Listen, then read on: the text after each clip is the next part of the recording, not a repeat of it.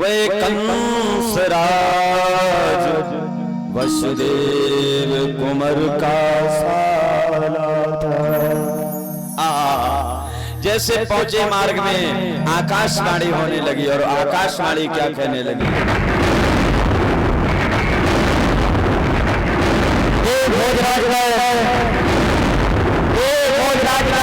तुझको मालूम नहीं है, शायद तुझको मालूम नहीं है जो तू अपने बहन को भेजने के लिए जा रहा है, जो तू अपनी बहन को भेजने के लिए जा रहा है, इसका 8वां नाम मेरा काल होगा, मेरा काल होगा, मेरा काल होगा, मेरा काल होगा।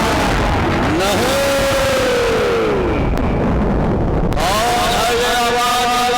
हमें परेशान कर रहा है। हमारा काल, जिसको मैंने समझा था गला हार अपना गला सजाने के लिए, वही काली नागिन बन बैठी मुझे डस खाने के लिए। अरे अष्टम लाल जब काल होगा तो ना रखूंगा मैं बांस, ना बजेगी बांसुरी, मैं देवकी को ही मार दूंगा, कोई लाल नहीं होगा। हमारा काल कैसे आ पाएगा?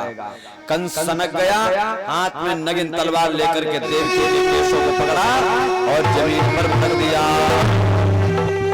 देवकी रोने लगी, अरे भैया तुम को काहे को मार रहे हो? भैया मैंने तेरो कहा बिगाड़ो है, अचानक इतनी गुस्सा कैसे आएगी? अभी तो तू जाने के लिए रो रहा था, अचानक तू कसाई बन गया। भैया मुझसे कुछ भूल हो गई। कंस बोला नहीं भैया मैंने कोई गलती की नहीं। फिर जवाब दिया है, तेरे द्वारा जो अष्टम लाल होगा देवकी वो हमारा काल होगा, तू मरने के लिए तैयार हो जा। देवकी बोली भैया मेरे मरने से अगर तेरो काल यदि बच जाते हैं तो मेरो भ्राता मार दे और ऐसी गर्दन फाड़ दे। भैया तलवार मार के मेरा सर फोड़ दे। सुखदेव जी बोले राजन, ज्यों ही कंस ने घुमा करके तलवार मारना चाहा, वसुदेव जी ने कलाई पकड़ ली और जवाब दिया, कंस क्या कर रहे हो? एक स्त्री पर हाथ उठा रहे हो? अरे तुम क्षत्रिय हो, तुम ताकतवर हो, बलवान हो। जो बलवान व्यक्ति होता है वो स्त्रियों पर हाथ नहीं उठाता है। आज के भैया लोग आते हैं अपनी पत्नियों को मारते हैं, लेकिन पत्नी को कब न मरना चाहिए। मेरे प्यारे कंस ज्यों ही मारने के लिए चलता है, वसुदेव जी बार बार रोक देते हैं, और जब वसुदेव जी को मारने के लिए चलता है तो देवकी जी रोक देती हैं। तब वसुदेव जी ने दिमाग लगाया और जवाब दिया, कंस तुम्हारा दुश्मन मेरा बेटा है, मैं तुम्हें वचन देता हूँ जितने इसके पुत्र होंगे मैं तुम्हें देता जाऊंगा, उन्हें मारना और चाहे छोड़ देना। वही बहन देवकी बटेश्वर के लिए जा रही थी दुल्हन बनकर के, मैं अपनी सास से मिलूंगी, मैं अपने ससुर से मिलूंगी, मैं अपने पूरे परिवार को देखूंगी, भालूंगी। लेकिन भगवान की कृपा ससुराल भी नहीं पहुंच पाए, तुरंत वापस जेलों में आ गई। सुखदेव जी बोले राजन 2 वर्ष के बाद देवकी के द्वारा एक पुत्र हुआ जिसका नाम रखा कीर्तमान। वसुदेव जी ने उस पुत्र को लिया और जो ही लेकर के कंस के पास चढ़े, उसी समय देवकी रोने लगी और जवाब दो, स्वामी मेरे भैया कसाई नहीं है, मेरे लाला को चाकू नहीं मारेगो। अरे मेरे भैया ने गुस्से में कह दिया है उसका तो अष्टम लाल काल है, इसलिए 8वां लाल मारेगा। इस भैया स्वामी इसको मत ले जाओ। और ये हमारे सम्मानीय मामा श्री संतोष कुमार राजपूत जी, जिनके द्वारा हम इस नगर में आए हैं, आपके गांव में 101 मुद्राएं भगवान के चरणों में भेंट करते हैं। एक बार जोरदार ताली भाई बजा दें। बहुत बहुत साधुवाद, बहुत बहुत धन्यवाद है। मेरे प्यारे कंस वसुदेव जी उस पुत्र को लेकर के गए।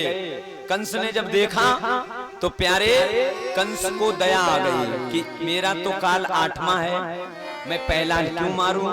तो पहला पुत्र कंस ने वसुदेव जी को वापस कर दिया। लेकिन नारद ने विचार किया, अगर कंस के हृदय में ऐसी दया जागृत होती रही तो भगवान का अवतार नहीं हो पाएगा। इसलिए कंस ने जाकर के, महाराज नारद ने जाकर के कंस को बहका दिया। कंस ने जाकर के उस पुत्र को उठा करके चट्टान पे पटक दिया। छोटे छोटे टुकड़े जमीन पे गिर गए। मैया उन पुत्रों को, टुकड़ों को लेकर के रोने लगी होली में। आरे दुखिया के भर गए पंचों लगी, और वन के दये बात भैया दिल की।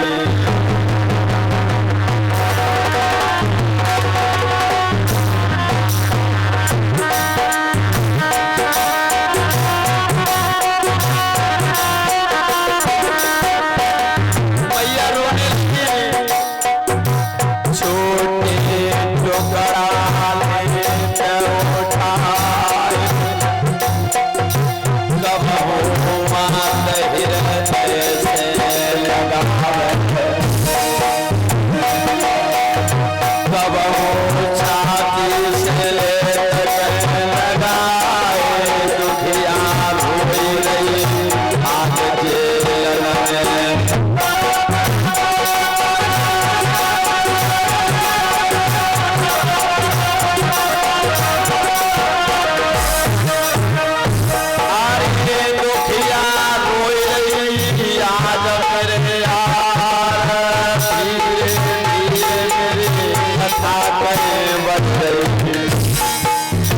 साची तुम कहानी हो बताए, आज कहानी आगे हो जाएगी।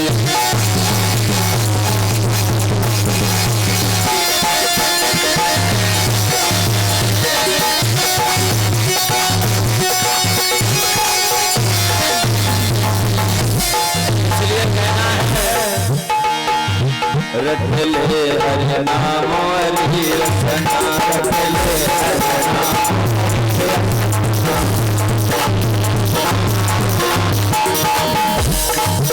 रटले प्रभु नाम हरि रचना।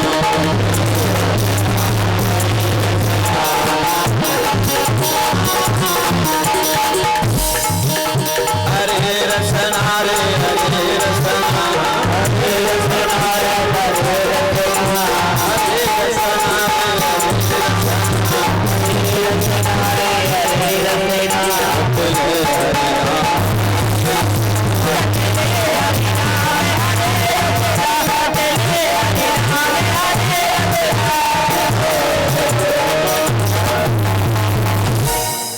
एक नहीं मारे गए इस प्रकार 6 बार। मैया देवकी के 6 पुत्रों को मार दिया। 7वें पुत्र में स्वयं शेषावतारी लक्ष्मण जी हैं। भगवान ने उस गर्भ को खींच करके रोहिणी के गर्भ में कर दिया। आवाज आए कि गर्भ खंडित हो गया। कंस कहने लगा अच्छा हुआ, डर गया। अब 8वें गर्भ की बारी है। कंस के यहाँ तैयारी है, और भैया है पहरेदारी में, और जेलों में बहन बेचारी है।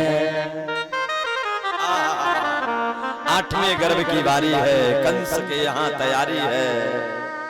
मेरे प्यारे भक्तों, सुखदेव जी बोले राजन परीक्षित, कंस ने बहुत बड़ा शासन कर दिया है। कंस ने इतना शासन लगाया, कड़ा शासन। सुखदेव जी बोले राजन परीक्षित, यहां तक बताया गया है, आगे अब होता क्या। और सम्मानित श्रीमान अंकित मेडिकल स्टोर, अंकित मेडिकल स्टोर माटोली 51 मुद्राएं भेंट करते हैं। एक बार जोरदार ताली हो जाए। मेरे प्यारे बंधुओं, सुखदेव जी बोले राजन, इस प्रकार 8वें गर्भ की बारी है। परीक्षित जी थोड़ा अगरबत्ती लगा दो, भगवान आने वाले हैं, भगवान आने वाले हैं। श्री गोविंद भगवान की, परीक्षित महाराज की। और आज निवेदन है आलोक राजपूत जो कि हरि लाल राजपूत जी के सुपुत्र, आप आ जाएं। आपके पिता और आपकी माता ममता देवी, अन्य उनके परिवार के जितने भी सदस्य हैं, उनके नाते रिश्तेदार जी हैं, सब लोग आवेंगे। भगवान कृष्ण के अवतार की खुशियां मनाएंगे। और निवेदन है हरिलाल राजपूत मामा जी से आप भी आ जाएं। एक बार बोले झाड़े बाबा की, और सभी लोग बड़ा भाव से झाड़े बाबा का भजन बोलेंगे। ठीक है, ध्यान आ जाना। अरे झाड़े बाबा कुल गो दरवा